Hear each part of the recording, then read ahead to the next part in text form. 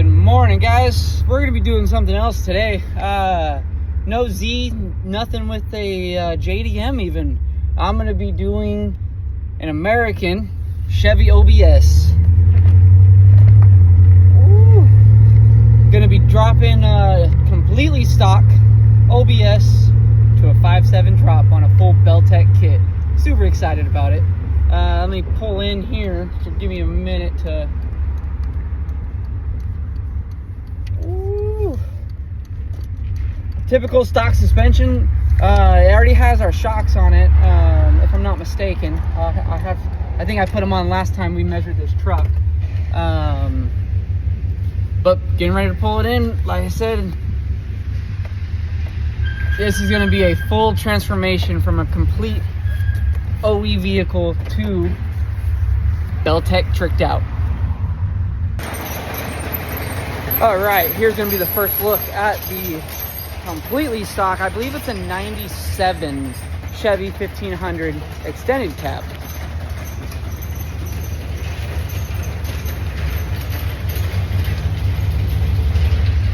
First look, and we're gonna do a full install video today. I mean, I'm hoping to show you how to cut, where to drill, and all the little kinks with the kit, because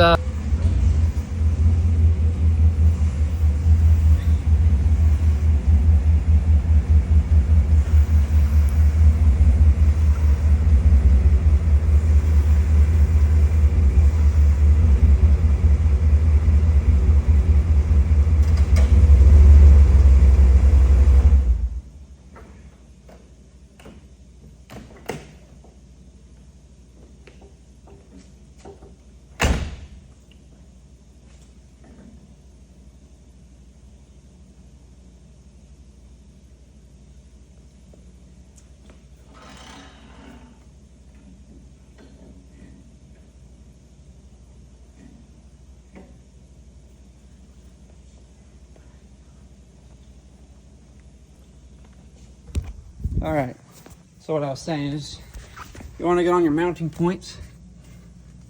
The front one's a nice double plated area, super easy to mount that one. The second area, I go right before the frame starts to curve. Obviously see how it starts to curve right before, especially where the bracketry is, makes the frame a little stronger right there. So that should be a solid mounting point. Always want to make sure you're as even as possible with the weight distribution on these trucks. And luckily I'm blessed with the lift and not having to do this on the ground.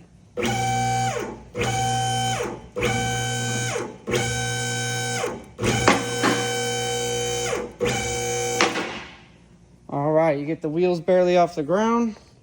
Ooh, look at all that droop. Always give the shake test. Always give the shake test. You rather have it fall 2 inches off the ground than 5 feet. So you always want to shake test. All right. Oh yeah, stock shocks.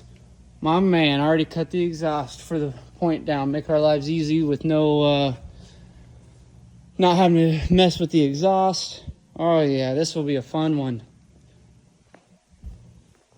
Even though you shake test, I always grab a jack still.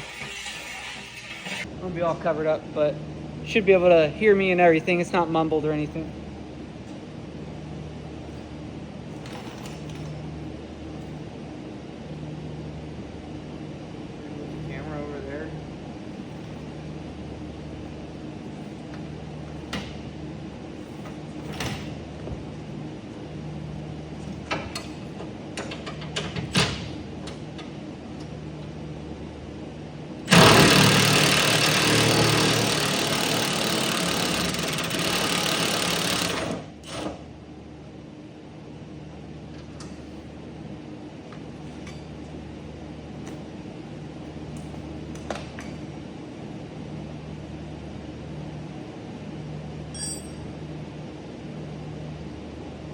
Yep, I'll show you guys on the other one right now, but like I said, just two 13 bolts and nuts on up top.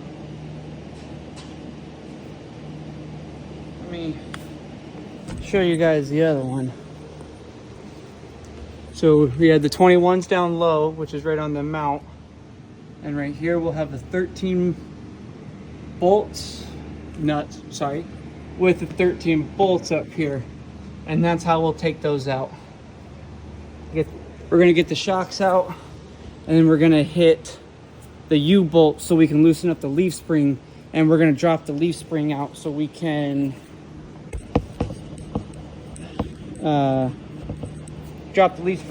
swap the pin, because if we're doing a flip kit, since everything needs to sit on top of it now, we can't have that pin sticking out, essentially jabbing the bracket we need up top to hold the U-bolts in. So I'll show you guys all that when we get to it, but in the meantime, we'll get those U-bolts pulled. Other shock and then U-bolt.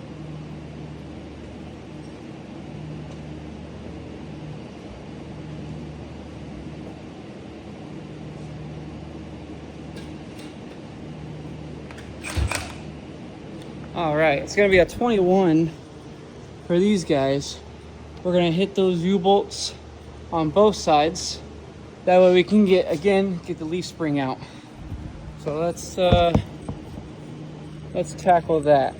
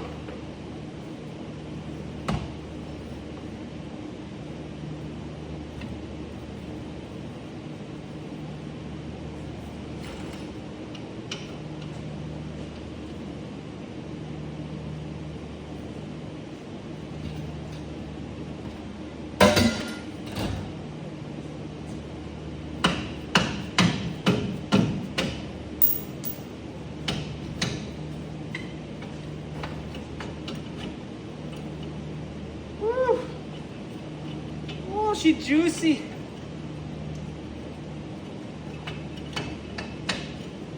Oh, crack it.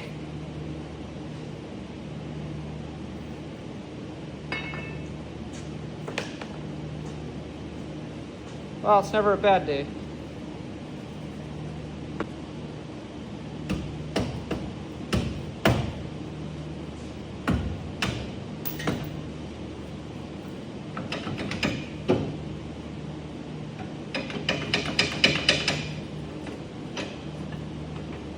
Yup.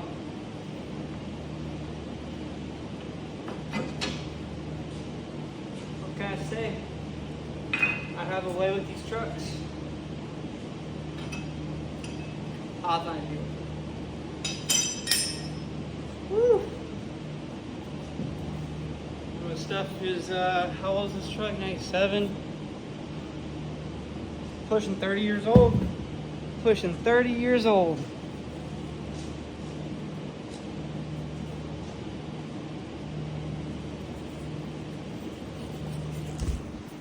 And that's what now we're separated from the leaf spring. So now I can mess with the axle, but before I do that, I should have actually put something under the driveline. And that's on me because I forgot to do that.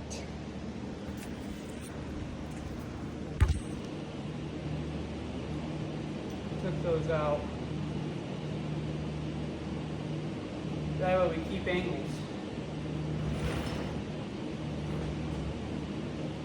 Come down your axle, you don't want your drive line getting too wonky on you, otherwise it's going to mess with you.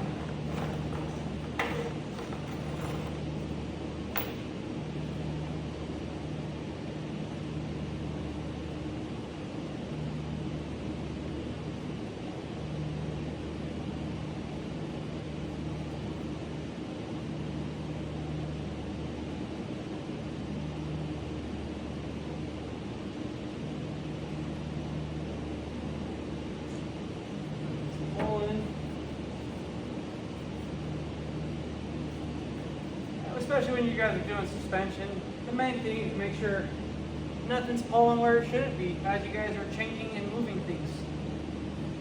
You don't want your lines to get tight. You don't want things to pull things that aren't supposed to be pulled. Just realizing I may have to do a side quest and pull this tow hitch due to this bolt head not going to be able to go anywhere. It definitely needs this area to move, but that looks honestly fairly easy. It's just those under bolts, which, yeah, it's going to be a pain in the ass. Definitely a side quest, but I guess I should have looked more.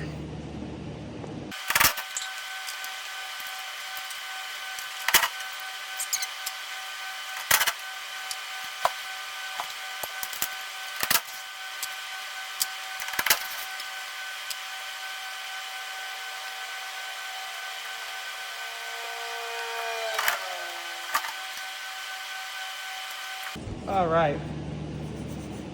We will be putting that back because you very much can lower and still tow. That's a common misconception that a lot of people think that, oh, you have a lower truck, you can't tow anymore. Yes, you can. Maybe not on other people's kits, but on a BellTech kit, you absolutely can tow when you have a lowered truck. I've towed 12,000-pound trailers on a 5.7 drop. I've towed a car over the grapevine on a 5.7 drop. Very much possible. But now you guys can see how easy it's gonna be to get to this bolt now, just by dropping that guy out of the way. 6 bolts made my life that much easier. It's not worth working around sometimes.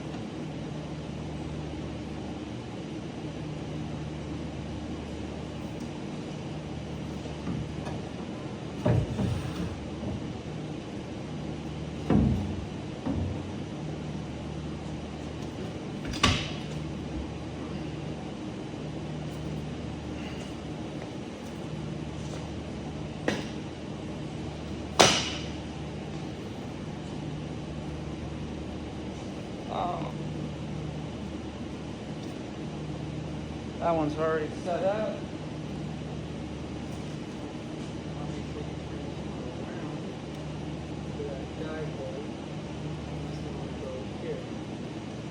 Cool.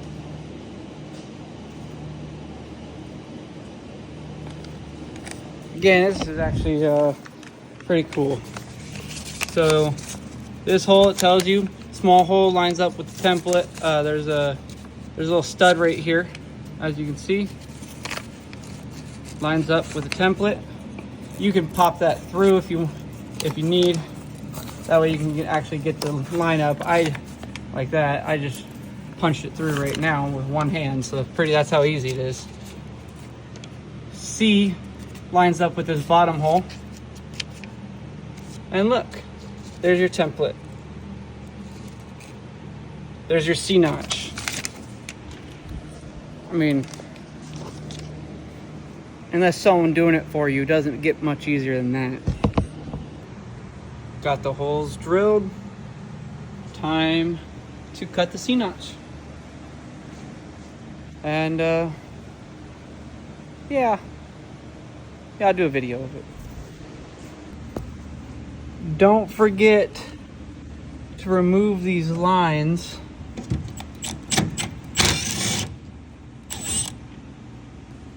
Because you don't want these lines and harness against the C notch when you're cutting. Obviously you need to cut through this. So that's going to be a no-no resting on there. So we're going to have to space that out for now.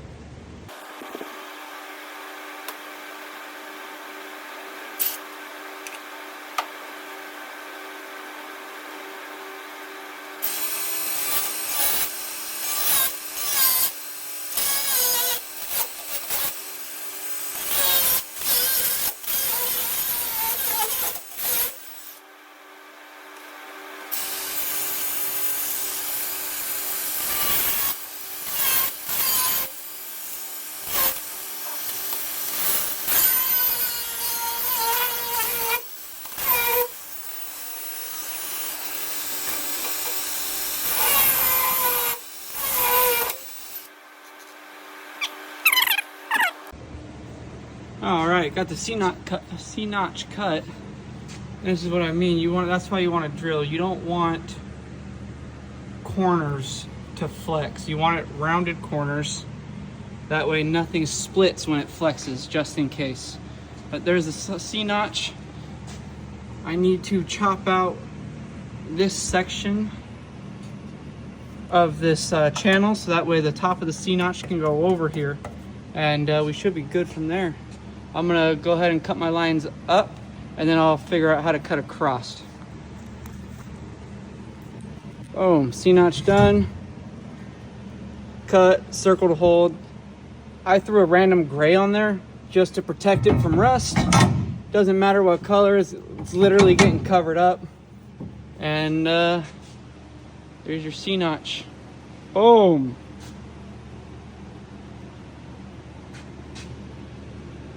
Lined right up. Look at that. Would you look at that?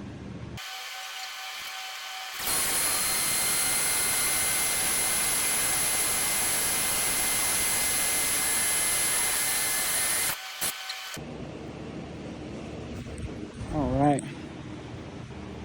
Now I got all of them started drilling.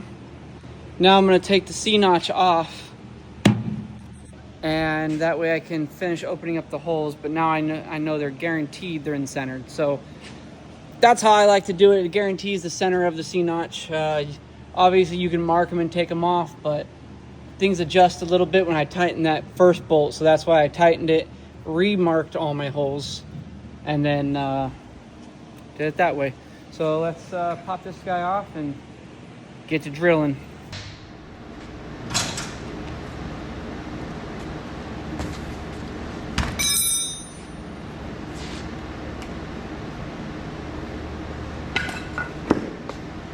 Okay, bolts it in. Let's see here. Try to get this off.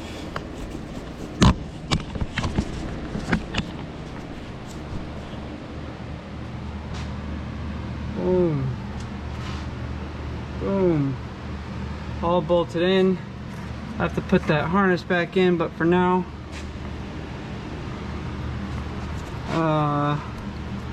these two bottom holes, and that's it.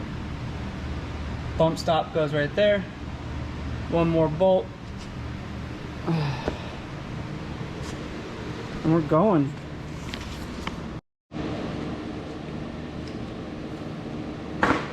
All right. That should be the last bolt. Oh man. It is a lot of drilling, but if you think about it, all the rest of the kits on the market, most of them you have to weld. And welding is a lot harder to undo than holes are. The worst case scenario, you have to weld a piece of a C-notch back in, but everything with a BellTech kit you can undo and go back to stock if you ever need to. And a lot of these other kits do not do that. They want you to cut, weld, and it's a lot harder to go back once you start welding. But to each their own.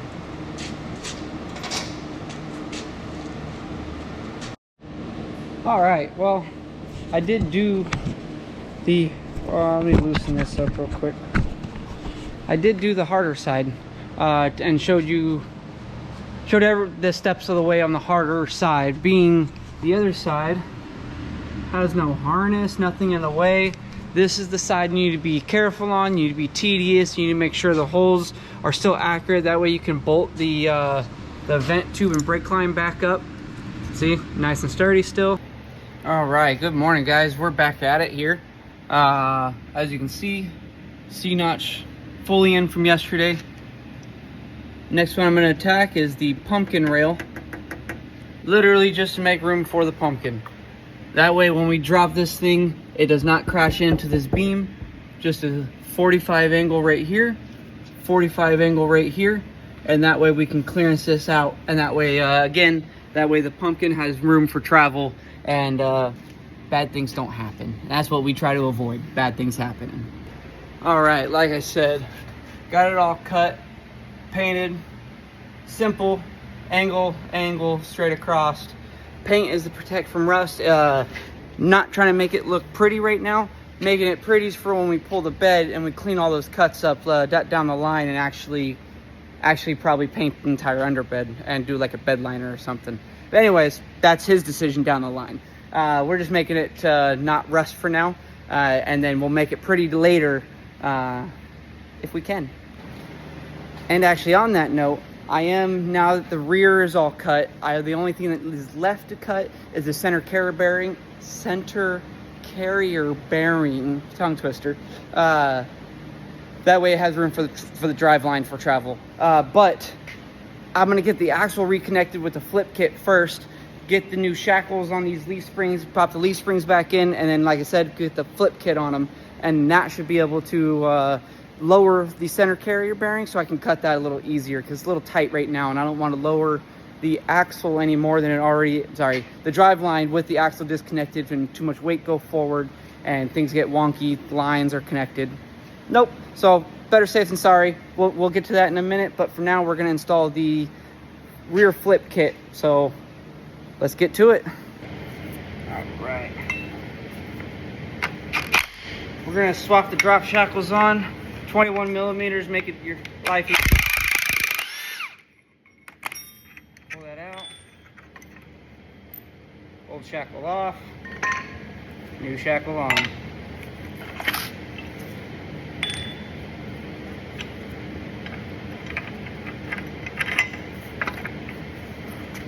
Oop. Don't forget your washer.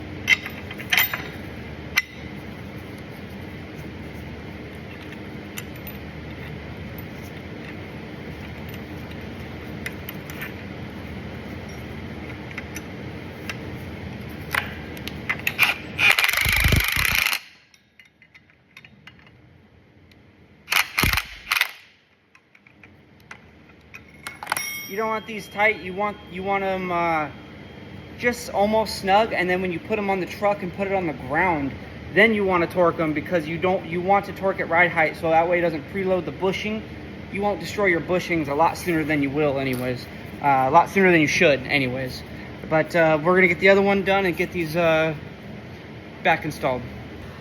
All right guys, I almost did forget, you do have to flip your pin in your leaf spring. So the pin that goes through and holds your leaf spring together, go ahead and flip that. I held the one side with a vice grip, and I'm gonna hit the other side with a 15 millimeter. BellTech does provide a new bolt and spacer for the leaf packs. I believe it's the towing package. I know for sure the dually has the large leaf springs. I believe some of these 1500s have the large leaf springs, but I have a standard leaf pack, so I'm just gonna go ahead and flip mine and reuse the stock bolt.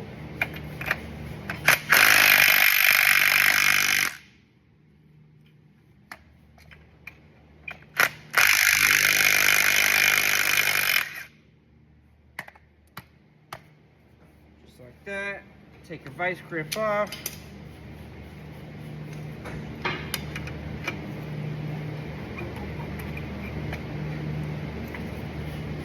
Pin takes a little persuasion sometimes.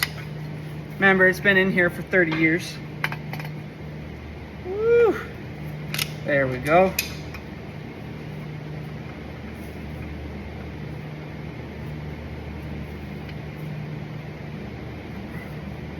Woo! Almost.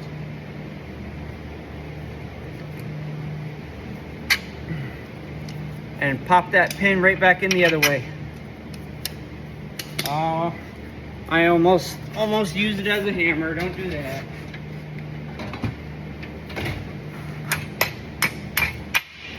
There we go. That guy hammers in.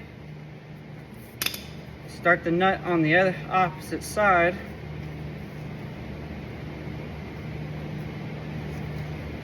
Grab this side with your vice grip. I can make that a little tighter. It must have loosened up.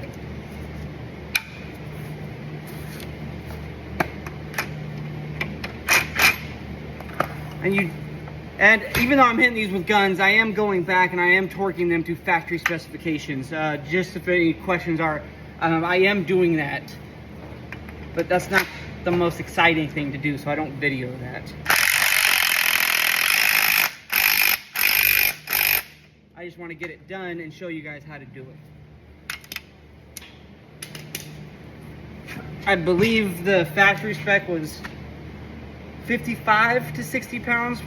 Don't quote me on that, but I will look that up later and try to correct that if I'm wrong. And boom, there's your, and the flip kit is done on this leaf now that you have the pin flipped with the new shackle. And there's your flip kit.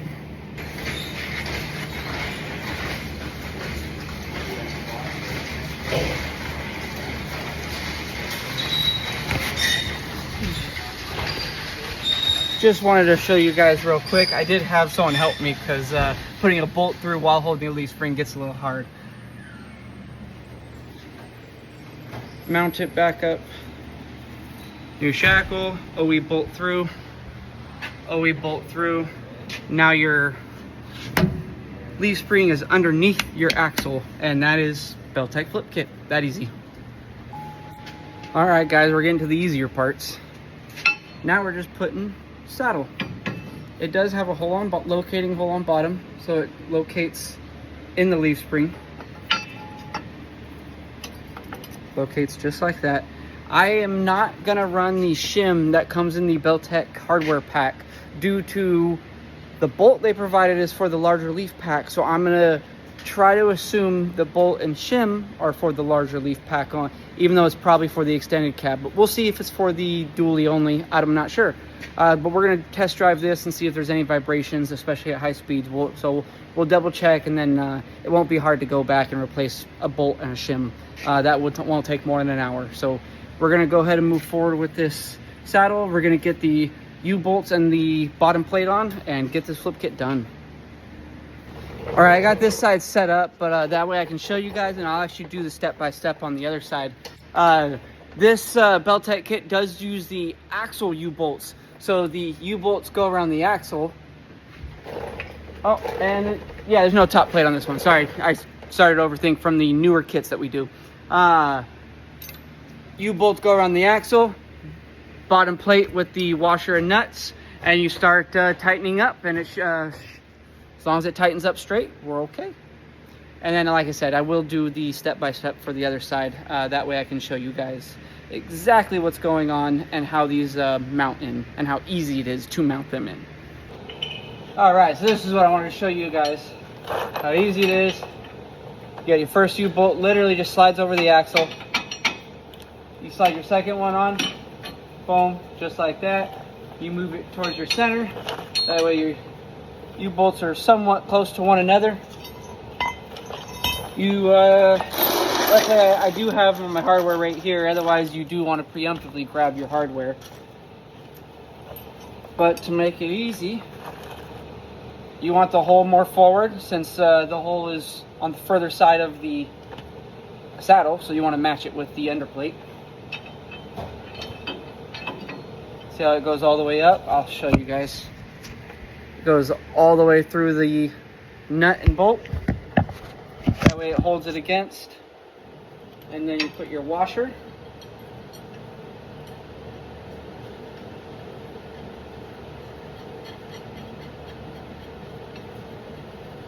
And I push the nut all the way up to the nylon just to make my life easier. And then it sits like that. And then I just plug one in at a time. Drop my washer. At least, never mind. I won't say that. And then, again, just up to the nylon. You can just do one nut at a time. All four are on, then you can gun them up to at least put, start the Titan, and then you do want, I will show you guys how to torque these. I know I just said I was torquing all off camera, so it doesn't matter. But I will show you the process of torquing these, because you do want to cross torque these. You do not want to just torque one side till it torques and then go to the next side and do that one till it torques. You do want to add a little bit of pressure until it torques evenly across all four. But let me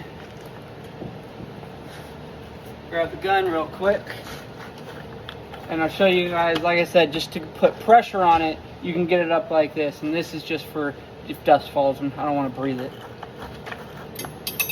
I like to hold it against the spot it's supposed to sit. Got it close.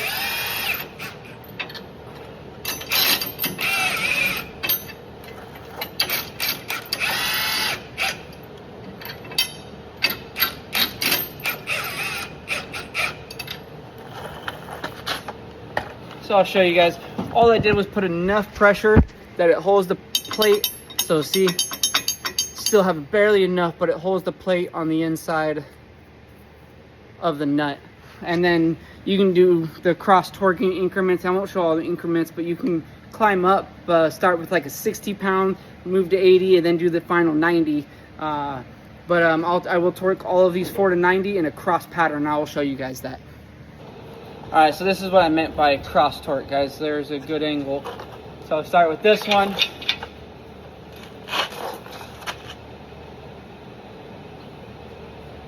You probably can do more. I typically try to do a quarter, no more than a half turn at a time. And I'll come over diagonally to this bolt, move, and then I'll come across to this one, and then again diagonal. So this is cross torquing, kind of like I guess a wheel.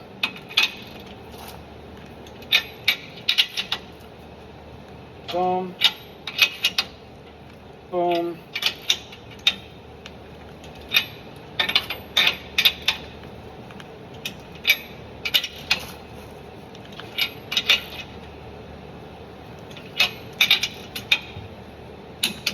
Boom, one torque. Oh, that one's not ready. That one's not quite ready, I guess, either. Nope, just the one was. We'll double check it. That one's ready. Torque, torque. 2 down, 2 to go. Oh, 3 down, 1 to go. Oh, that one. Uh-oh.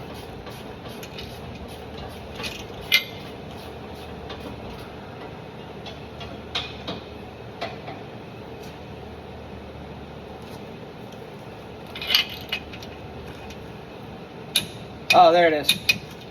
Whew, thought I was gonna have to go back real quick, but no, torque just fine. And that's how you cross torque the U-bolts. And then especially on new U-bolts, after you drive, I would say 100 miles, it's not a bad idea to recheck your U-bolts. U-bolts do like to stretch, especially when they're put under a lot of load. So it never hurts to go back and torque them after 100 miles or so. So food for thought.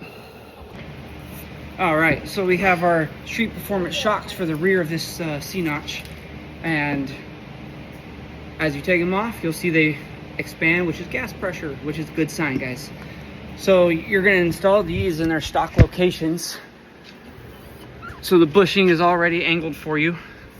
You're going to mount it on this side of the cable and oh, I had it flipped the wrong way. Don't know where I stopped it, but mount it in the stock location. Bushing's already angled for you. You just have to line those up right there and plug the bottom in. And I'll show you guys after I plug one of these bolts in, so I can use one of my hands to hold the camera. See? Stock bolt through right here. Got the nut up top. Same thing with the second side. Plug them in. Bolt goes through. Put the nut on.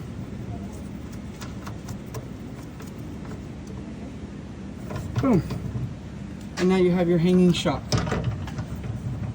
which you just use a couple 13 wrench and a 13 gun, and you can tighten that up real easy. It looks like we got everything installed. C-notch, bump stop, even into rear shocks. We are completely done in the rear. Saddles, flip kit, and we will move to center carrier bearing, where we will have to install a spacer for each one of these bolts, and then we will cut the center drive line. Again, that way we have room for travel, because bad things will happen if you do not. We are going to do the transmission spacers first. Very easy. Undo the 15 millimeter nut. Comes out with a washer. That way you can lift the transmission up and get the spacer out, so you can put the transmission mount, sorry. That way you can put our spacer tubes with the new hardware in and make your life a little easier by undoing that bottom bolt. And this is why you undo that bolt, because you need to get to that one. And look how tight this is already. Get your 15 in there, you can barely squeeze it in. And this, you get these bolts all the way out, and then you can take your transmission mount. That's how the new setup's gonna go. So you have washer, spacer, bracket, washer, bolt. And those will thread in the same thread pitch, so they'll thread right into your new transmission. Not new, sorry. They'll thread into your transmission. Boom. Bada bing, bada boom. Cool. Got these all tight. Again, spacers go directly against your transmission. This will correct your driveline vibrations, guys. This is not a step you can skip. If you want a good ride quality, especially at high speeds, you need to put these spacers in the transmission mount, and you need to put them in the carrier bearing, which I'm going to do the carrier bearings right now, and I will show you guys that one. I almost forgot to cut the center carrier bearing before I did all my spacers, so it's already marked. BellTech does provide a template for you, so you just mark out the template. I cut my corner a little low on this side on the Sharpie. It fell a little bit, but just arc that evenly across both sides, and you'll have room for your driveline. I will show you as soon as I'm done cutting. Do want it flat side up top, that way it preloads the bushing just a little bit. Otherwise you'll have play in the bushing, and then that will destroy your, for one, you'll get vibrations for sure, and it will destroy your bushing completely the rest of the way if you're not already needing a 30-year-old bushing. So now that I corrected that, now let's tighten that up.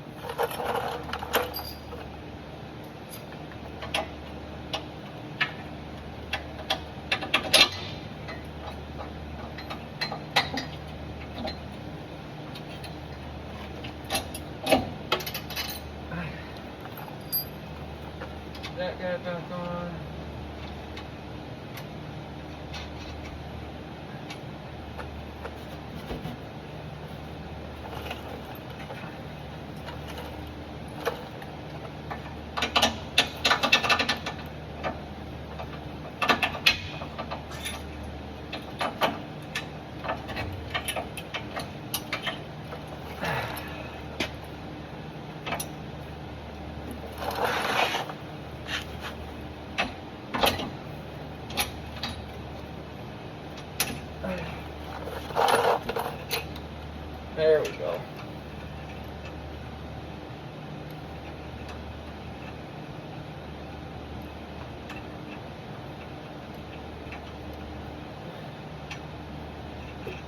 There we go. Now make sure you don't cross them. And let's put these suckers back on.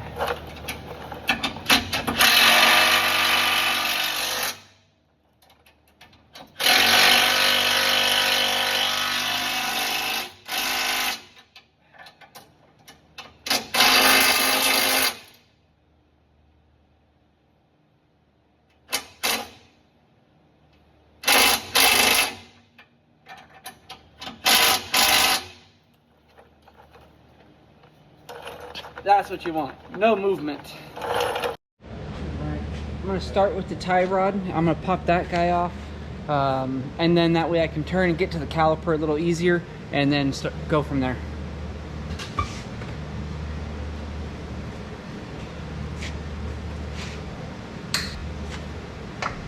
Tie rod's out of the way. Look how easy. Now, I believe it's a 3/8 to get the calipers off.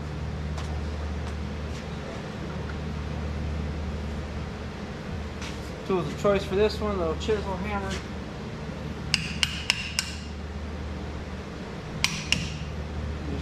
As soon as you get it checked up, you just keep going around. Boom. Cap. No cap.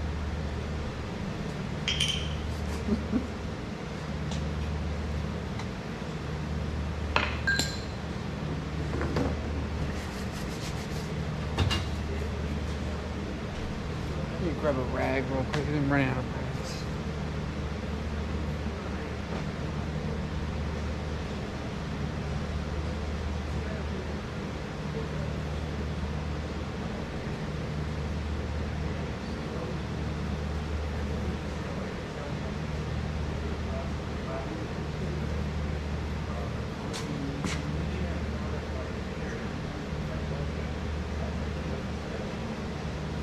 Alright, this gets messy.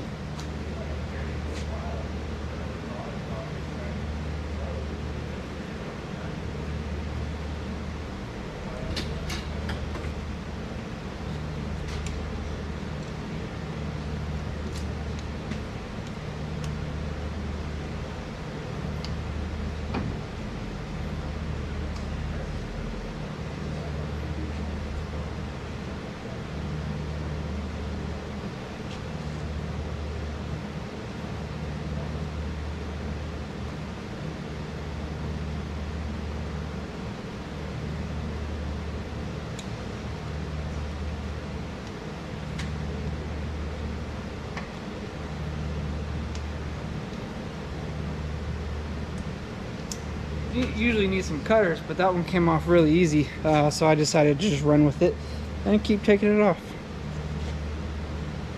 If life's gonna let you, I'll put a new cotter pit in this one. This one's pretty messed up, so we'll get that out. We'll throw that away. And looks like this one's barely holding on anyways.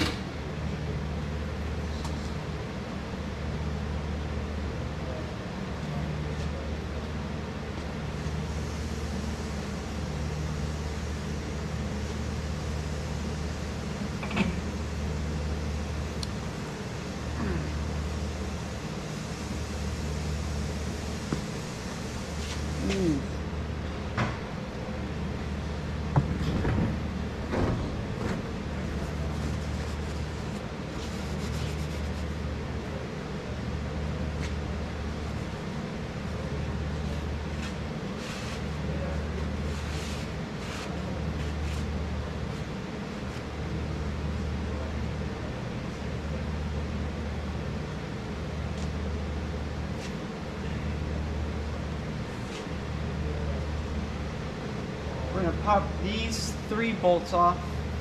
Don't try to take this bolt off. This bolt has a nut behind it and holds the speed sensor to the dust shield. Just take these 3 off, and that way we can transfer the dust shield to the new spindle. Because you want to be able to keep dust out of there. And I don't know what companies don't put dust shields on their spindles, but all right, SD card got full. Had to create more room in the card for it. But the only thing you missed was I started to lower the spring pocket out. Let me get you guys a little closer.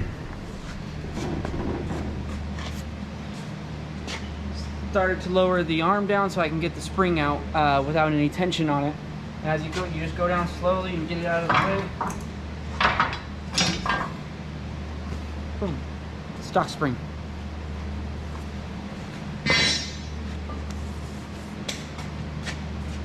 Now this guy's hanging loose. Boom. Stock spindle.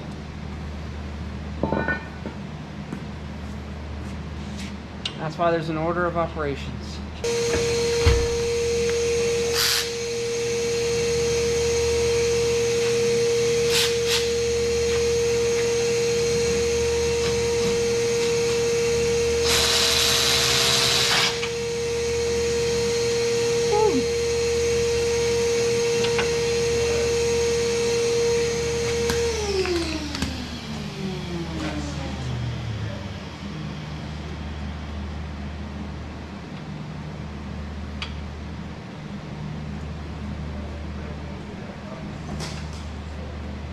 Ooh, look at these old bushings. They look like they're done.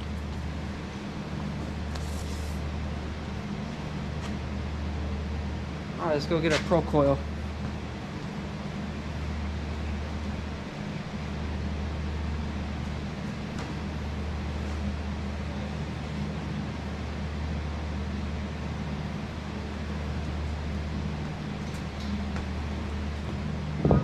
Alright. Got our Pro coil from BellTech. Also, like I was saying, 2-inch drop spindle, BellTech.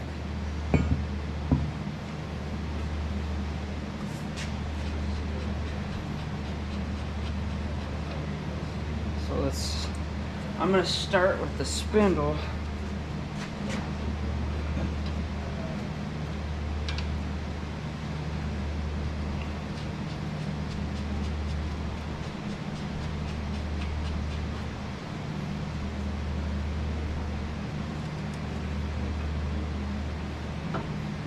All I did was put the top ball joint on.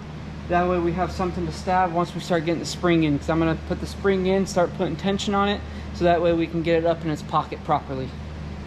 The rubber piece actually stayed in there, so I'm not going to pull that out just to hold it and put it back in. I'm just going to try to properly arrange the coil so that way it fits perfect. Which is, bottom coil has to go towards the back of the arm because there's a nice little spring pocket for it. And this one should locate exactly where it should. Which it looks like it will.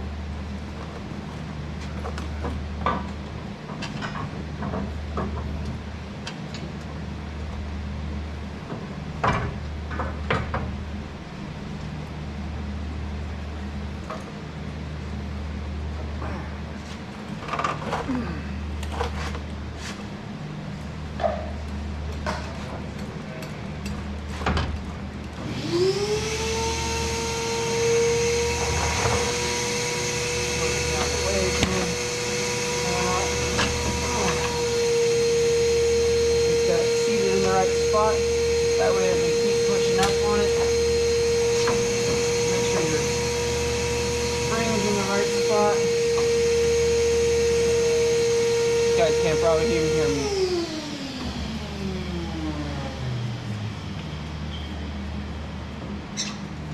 There, that way your spring's in the right spot and you go up on your bottleneck jack or floor jack, wherever you're doing it.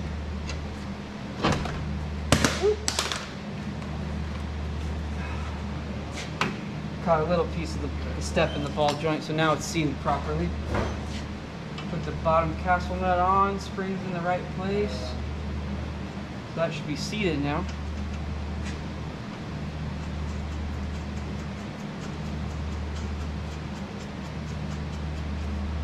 Oh.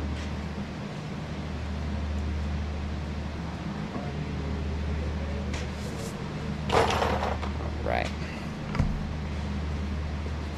We're gonna tighten the castle nuts first, and like I said, I'll pop some new cotter pins in because his cotter pins looked like they were 30 years old. All right, upper lower's tight. You can put your dust shield back on.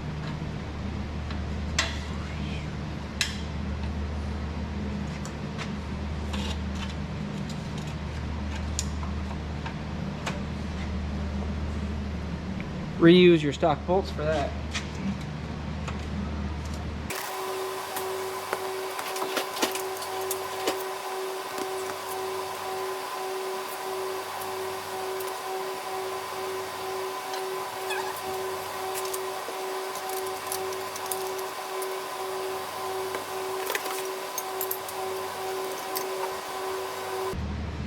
These are hard. You gotta put the right amount of feel on them.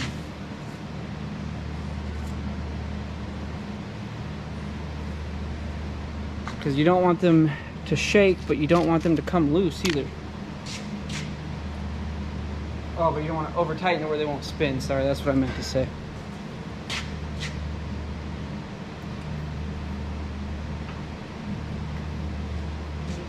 Boom!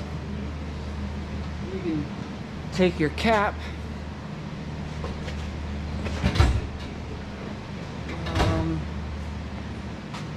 pop this guy right over. Oh my. There we go, that did it.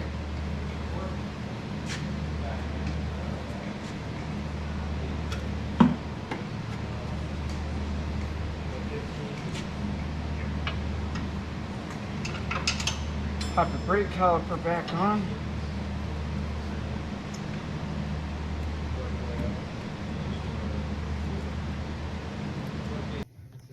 All right, GoPro died, so we're back to the iPhone. Tightening calipers right here. Back with the 3/8. Like I said, all on the GoPro, but we've got the spindle all tightened, the pro coil in. We're just going to tighten this guy and caliper, tie rod, and then we got to reconnect the sway bar because his end links were a bit shot. So I think I'm gonna at least get him some new end links. I wish I can get him a full sway bar right now, but can't do that right now. Next time though. Whew. So these are tight.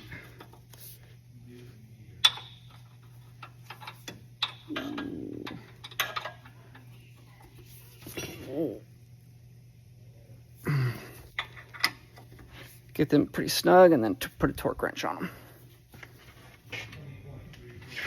All right, so 2 items out of the way. Here is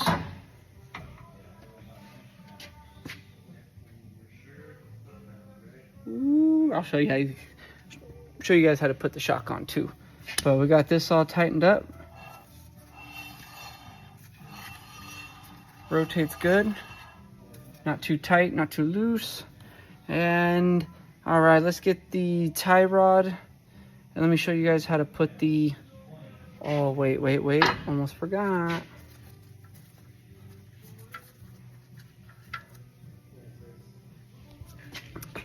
You need to very slightly bend your metal line because it will rub on the nut right there.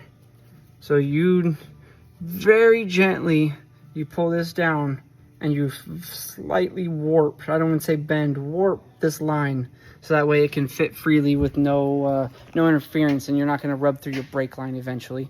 But let me bend that down a hair from where you guys saw it right now and show you guys where it ends up. All right, so let me show you. So now you can see the gap. So probably about a ½ inch. You warp that down, but now it has full clearance. Ooh. Now it has full clearance from the cotter pin and the rubbing on the actual nut itself. All right, so before you saw the Street Performance shock, really I should have probably, since I didn't ask preference, I should have installed it with the spring. That meant I could have kept the dust shield on. I do this so often with these trucks, lately, especially when I'm test fitting these. I run them like this. I take the dust shield off because I typically install them with the spring still in. So with the spring in, you can still install them as is. Oh, cool. And we actually, doesn't look like we need to trim anything. These are larger bodies than they used to be, only by 2 millimeters, but it helped keep the shocks cool for longer, which meant they were comfier for longer, because as you overwear a shock and it gets hot, the force will start to fade and the shock won't be as comfy as it should be. Being we made ours a little bigger, we can hold more oil and therefore stay cooler. All right, all right, all right.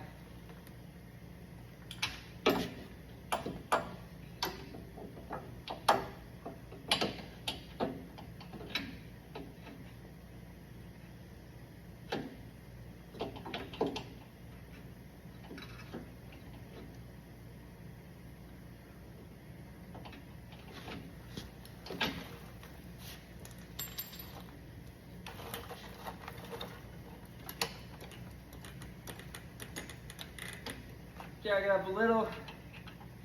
Oh, you're not fighting it.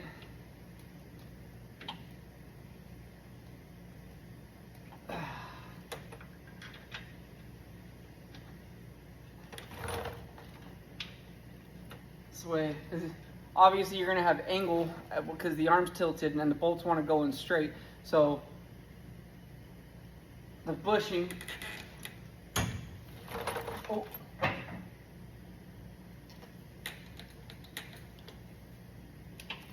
bushing gets a little more straight as the arm gets more flat, but you got to be careful because especially if you're trying to lift, putting that much pressure on the spring can lift the front, it can fall off the lift.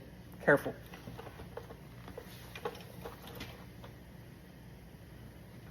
I'm on 13. Right in front of me. Is it?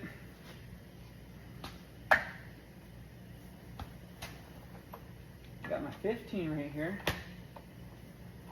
How come I don't know where 13 is?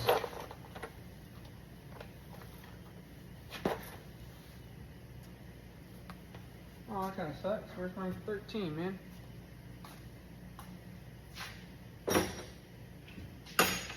Alright, well I got my stubby 13, which works.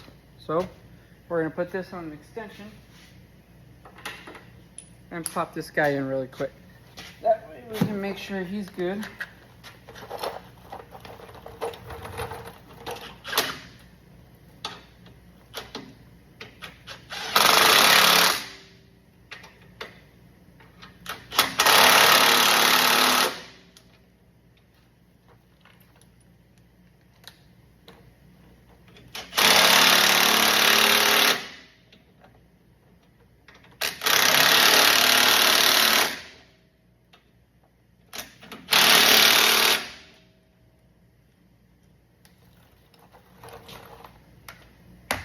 And just to make sure those aren't left too loose.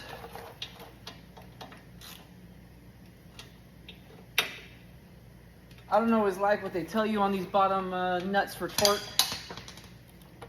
So professional disclaimer. I feel like I've been doing this. I know how tight to put those without question.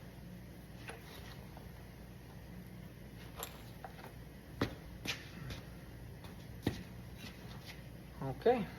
Oh. Bushing, coupler. Ooh.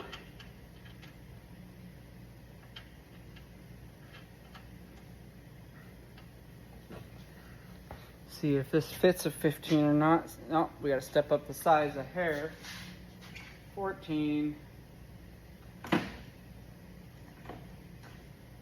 Oh, that must be my 13. Now we're putting 15 back. Found my 13. I left it over there. Oh, 17 on the nut. Yep, 17. Let's lock this down.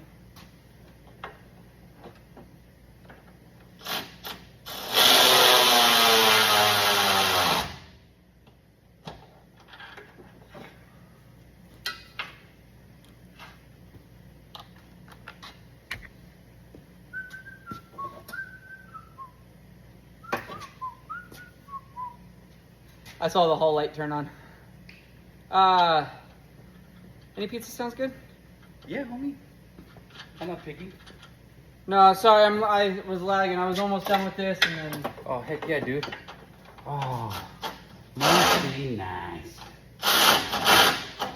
Very much so. Yep, you and your fancy tools. Hey man, there's one of these in there. That's why I kept one in there for the day you said fancy tools. Jeez.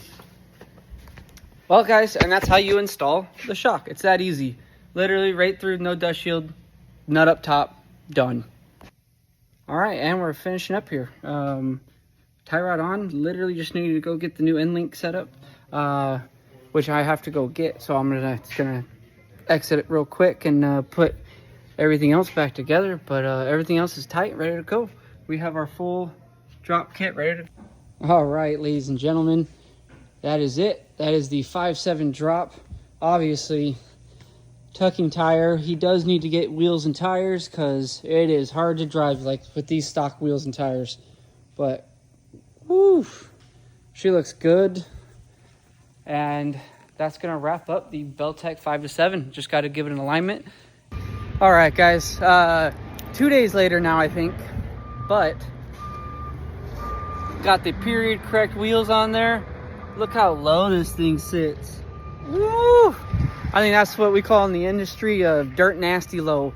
But goddamn, guys, that thing looks so good, so low. There we go, and it's 5.7 drop.